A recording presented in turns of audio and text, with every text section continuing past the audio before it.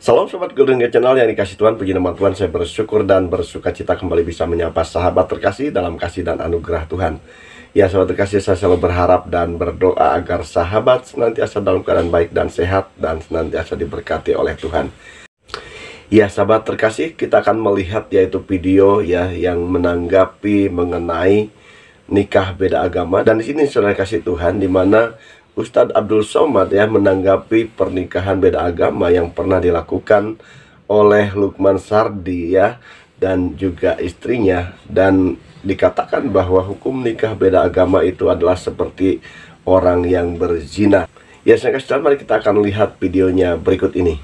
Gue merasa gue nggak mau mikirin gitu. Maksud gue ya udah gitu, emang kenapa kalau beda nikah aja gitu. Gue cuma berpikirnya kayak gitu. Dan sebenarnya kalau kita ngomong latar belakang keluarga gue juga bukan yang sama semua gitu.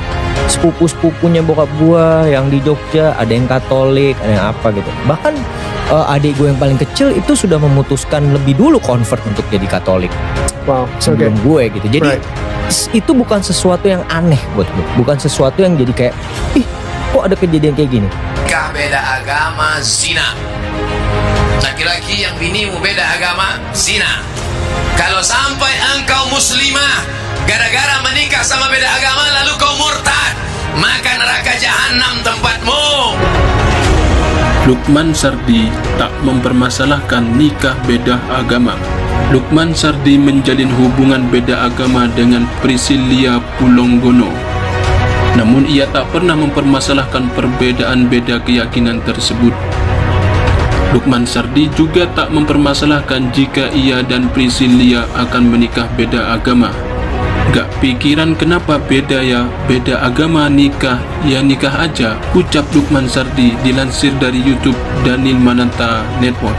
Sebenarnya keluarga gue ya beda-beda. Adik gue sendiri udah memutuskan jadi Katolik. Ini hal yang sering gue lihat ada di sekitar gue imbuhnya. Dikutip dari merdeka.com, Kamis 29 Juli 2021. Lantas bagaimana pandangan ulama? Simak video berikut ini. Di tengah masyarakat kita banyak pasangan suami istri beda agama, muslim non muslim. Bagaimana status mereka menurut hukum Islam? Bagaimana sikap kita terhadap mereka atau status berbeda tersebut? La tunkihul musyrikina hatta yu'minu. Jangan kau nikahkan anak gadismu kepada laki-laki non muslim sampai dia beriman. Wala abdun mu'minun khairun. Laki-laki yang beriman khairun, lebih baik walaupun dia budak hamba saya, min musyrikin walau a'jabakum, daripada non muslim walaupun kaya, walaupun ganteng, walaupun mengagumimu. Begitu juga sebaliknya, laki-laki jangan kau menikahi perempuan kalau berbeda keyakinan. Sentuhlah dengan akhlakmu, rangkullah dengan budi pekertimu. Tapi kalau sudah masalah keyakinan, masalah akidah, tak ada tawar-menawar.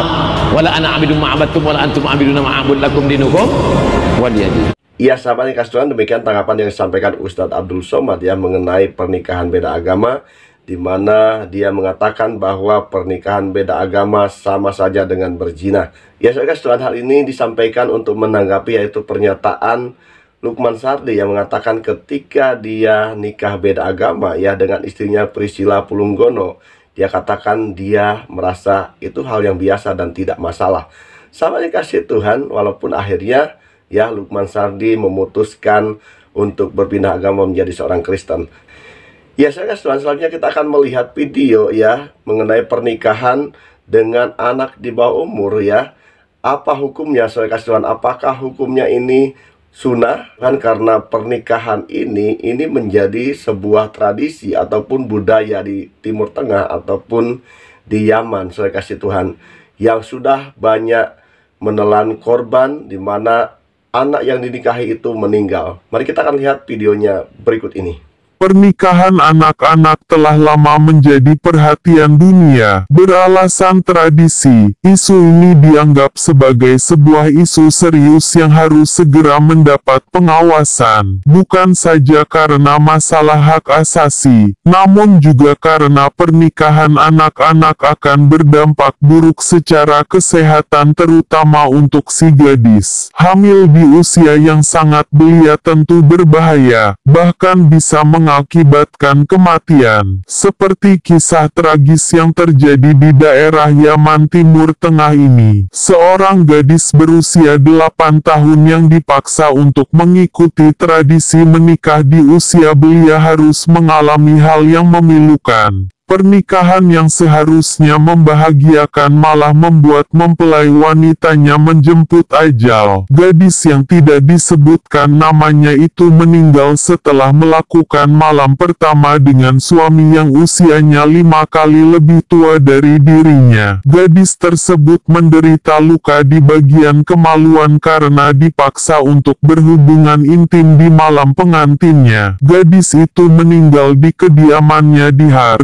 wilayah barat laut Yaman. Peristiwa tragis tersebut tentu saja langsung menjadi perhatian banyak orang. Pemerintah daerah itu telah merilis data jika di antara tahun 2011 hingga sekarang, tercatat lebih dari 140 juta gadis dipaksa menikah di usia belia. Bahkan 50 juta diantaranya masih berusia di bawah 15 tahun. Sejumlah organisasi pun telah memperingatkan jika usia menikah seharusnya di atas 18 tahun untuk perempuan. Pada Februari 2009, pemerintah Yaman sebenarnya telah menetapkan peraturan bahwa usia menikah minimal adalah 17 tahun. Tapi tampaknya masih banyak kasus pernikahan anak-anak yang ditemukan. Hal ini menjadi sangat ironis karena pernikahan dalam usia yang sangat belia justru bisa membunuh sang mempelai wanita.